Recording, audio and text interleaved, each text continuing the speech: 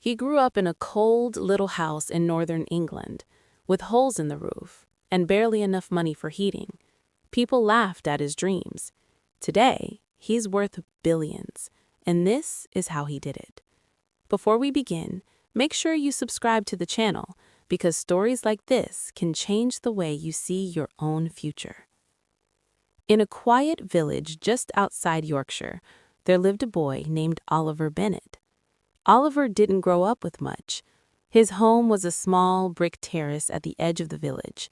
In winter, the cold slipped through the windows. In summer, the roof leaked when it rained. His father worked long hours as a farm laborer. His mom cleaned houses in the nearby town. They weren't wealthy, not even close, but they had warmth, they had laughter, and they had hope. Every morning, before the sun had fully risen, Oliver walked nearly 3 miles to school. Rain, wind, freezing frost. It didn't matter. Sometimes he went without lunch. Sometimes his shoes had holes in them. But he always carried something powerful inside him: belief. At school, Oliver wasn't the loudest student. He wasn't the most popular either, but he was curious. He loved reading about British entrepreneurs, people who built companies from nothing. He would sit in the library and whisper to himself, "If they did it, why can't I?" He didn't dream of becoming famous. He dreamed of building something that mattered. One day, his teacher asked the class to write about their future. Most students wrote about becoming doctors, solicitors, footballers. Oliver wrote something different. "I will build a company worth millions, and I will help families who grew up like mine." When his teacher read it, she paused. She looked at him and said, "Oliver, that's ambitious, but ambition requires sacrifice." He nodded. He understood.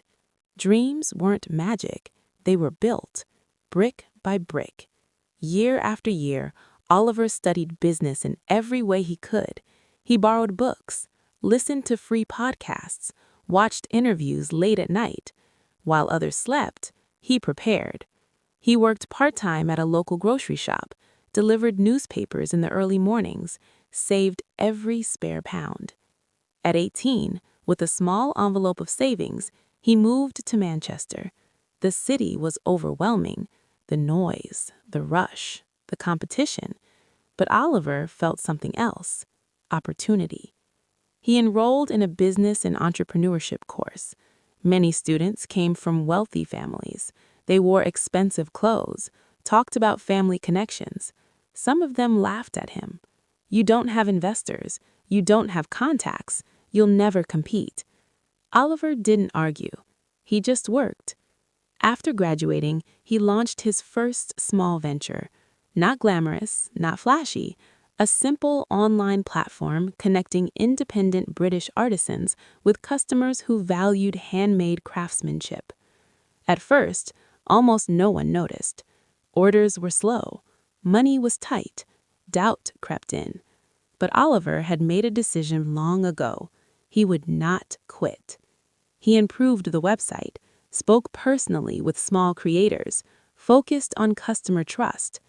Every mistake became a lesson. Every setback became strategy. Slowly, something changed. Orders increased. Reviews improved. Word spread. Within a few years, the platform expanded across the UK, then Europe, then beyond. Oliver reinvested everything. He never wasted money on luxury.